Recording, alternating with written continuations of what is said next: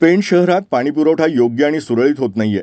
Gas पाईपलाईनचं काम करताना खणलेले खड्डे योग्य प्रकारे भरले जात नाहीत.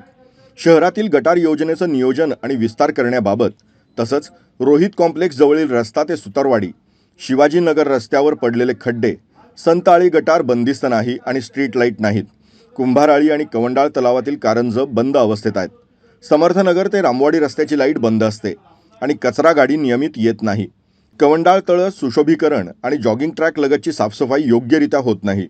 कवंडाळ तळे परिसरातील रस्त्यावर खूप खड्डे आहेत, परंतु कोणतीही उपाययोजना होताना दिसत नाही. साई मंदिर येथील जॉगिंग ट्रॅकमध्ये येणारे पाणी वाहन जाण्याकरता योग्य व्यवस्था केलेली नाही. 13 घरांची आळी येथील गटार योग्य नाहीत. ब्लिचिंग पावडरचा वापर योग्य होत नाही.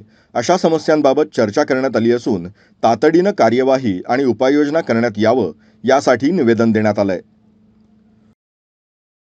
नाही माहित तर हे लोकांपर्यंत कधी पोहोचणार?